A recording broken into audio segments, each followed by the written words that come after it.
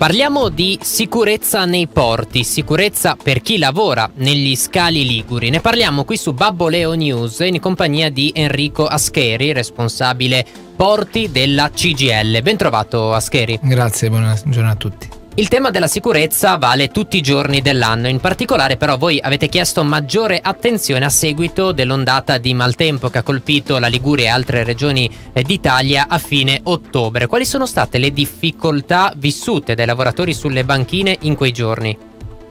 Sicuramente tanto c'è da dire che noi sono anni che rivendichiamo di trovare una soluzione per quando ci sono le allerte meteo o delle condizioni meteo particolari, perché in porto, ricordo, si lavora 365 giorni all'anno per 24 ore su 24. È un sistema produttivo che non si ferma mai, anche a prescindere dalle condizioni meteo, e a volte vengono veramente messi a rischio i lavoratori.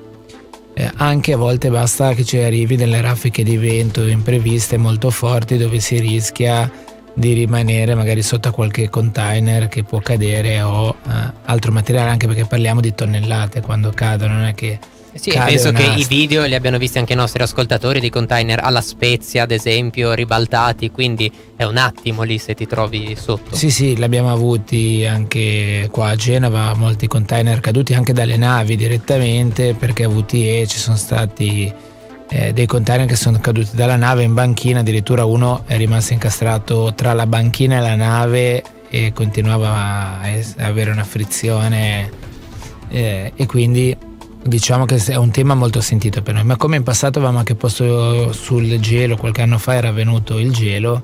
e per noi c'era anche un problema di sicurezza in quel caso, quindi noi chiediamo che ci siano delle regole condivise da tutti,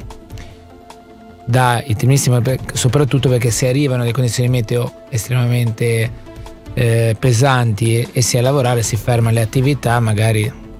qualche volta, questa volta non è successo perché qualcuno ha forzato, però si fermano le attività e la gente magari va a riparo, ma per noi c'è anche un pericolo nel venire a lavorare o andare via da lavorare, per cui noi chiediamo che quando ci sia l'allerta meteo rossa, comunque, come dice anche la disposizione del comune, della protezione civile, se non è strettamente necessario te non devi uscire di casa, visto che noi non facciamo operazioni a cuore aperto come mi uso dire, o servizi non state salvando delle vite, state portando avanti il più grande settore economico della Liguria, uno dei più grandi d'Italia, però la vita umana viene prima. Assolutamente, e quindi chiediamo che in questi casi non si metta a rischio i lavoratori, soprattutto non facendoli andare a lavorare. Avete chiarito anche la questione ad esempio con Spinelli, c'era stato quello scambio di battute con un dipendente che l'aveva accusato di farli lavorare con l'allerta rossa, poi è stato detto no, è solo una testa calda, non è una protesta sensata. Allora, la protesta parte dalle segreterie confederali CGIL e CISL e UIL che immediatamente io l'ho scritto di mio pugno, quindi so cosa ho scritto, condiviso con i miei colleghi, ma materialmente in quel momento ero in ufficio io, e abbiamo deciso unitariamente di bloccare subito le operazioni perché c'era un capoturno che in banchina forzava e voleva far lavorare questi lavoratori sotto contratto anche a tempo determinato, magari cercava di spingerli a continuare le operazioni. Allora abbiamo fatto un blocco immediato. Poi secondo me non si può delimitare su Spinelli l'azione, perché c'erano anche altri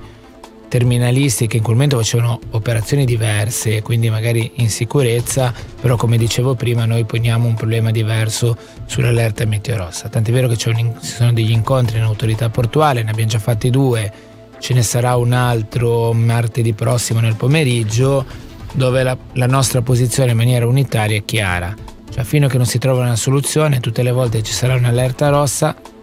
se non saranno gli enti preposti a chiudere, come organizzazioni sindacali proclameremo lo sciopero, in modo che non si metta a rischio. Ora, questo è una situazione estremamente imbarazzante, perché che siamo obbligati a dichiarare sciopero per garantire la sicurezza quando dovrebbero esserci degli enti preposti a farlo, mi pare veramente imbarazzante nei loro confronti. Su Babboleo News siamo in compagnia di Enrico Ascheri, responsabile porti della CGIL. Stiamo parlando di sicurezza sulle banchine, soprattutto collegata alle allerte meteo, al maltempo del mese scorso, in particolar modo del 29-30 ottobre. È passato quasi un mese da quell'ondata di maltempo, ci sono stati degli incontri, ha detto in autorità portuale. Avete avuto, visto che è una questione nata dai sindacati, avete avuto qualche appoggio, del sostegno dall'autorità portuale, dalla politica, da chi è preposto ad assecondare o meno le vostre richieste? Ma nel primo incontro il presidente Signorini, dopo una discussione molto accesa e partecipata, diciamo, abbiamo fatto un verbale dove il presidente ha detto che è a sostegno delle nostre richieste. Ha convocato quel tavolo che ci eravamo detti in quell'incontro, dove abbiamo trovato anche le controparti, perché ricordo che è un tavolo dove la presenza è della Capitaneria, dell'autorità portuale, della ASL e delle associazioni industriali di Genova e Savona, perché parliamo ormai del porto, dell'autorità del sistema, quindi per noi le regole devono essere condivise le stesse, sia sulla sicurezza ma anche sulle regole del lavoro. E quindi in quel tavolo sicuramente come primo incontro abbiamo avuto qualche difficoltà con i privati che rivendicano che sono loro all'interno dei termini che gestiscono a fare le procedure e le responsabilità, ma anche noi non vogliamo toglierle, cioè il datore di lavoro ne è responsabile e ne prende e ne deve prendere le sue iniziative del caso per garantire la sicurezza. Quindi per noi la posizione è chiara, non ci muoviamo da quello che abbiamo posto. Per noi l'allerta rossa vuol dire che la gente non può neanche andare a lavorare, questo bisogna che venga detto, e siamo disponibili anche ad alzare il livello, andare anche dal prefetto, perché poi diventa anche un problema di sicurezza per i cittadini, per tutti, perché comunque i lavoratori portuali sono cittadini. Rimane il problema invece che vogliamo fare delle procedure condivise che devono fare i datori di lavoro e noi vogliamo dire la nostra, invece per quei casi anche imprevisti, magari di condizioni meteo dove non ci sono le allerte rosse ma anche con le allerte arancioni. I giorni prima sono caduti dei container, abbiamo avuto molte situazioni a rischio, invece delle procedure che fanno sì che si ci fermi quando è il momento di fermarsi. Nessuno pensa e nessuno dice che non si vuole lavorare, anzi si vuole lavorare bene in sicurezza e continuare a produrre per quello che questo, che è il primo porto italiano, deve e dovrà ancora continuare a fare. Un'ultima battuta, abbiamo ancora pochi secondi, vorrei chiederle l'impatto a livello di lavoratori portuali del crollo del ponte Morandi. Sono diminuiti i traffici, ne abbiamo parlato anche con Spediporto e le associazioni che hanno lanciato il primo allarme. Dal punto di vista dei lavoratori del porto, che impatto sta avendo? Ma intanto vorrei fare una precisazione che riguarda sia quando parliamo di lavoratori, sia i lavoratori di prima quando parlavo per la sicurezza che oggi. Cioè non ci sono solo coinvolti i lavoratori portuali, perché l'indotto del porto è molto ampio, se parliamo più o meno di 30.000 lavoratori a fronte dei 3.000 lavoratori portuali. L'impatto c'è,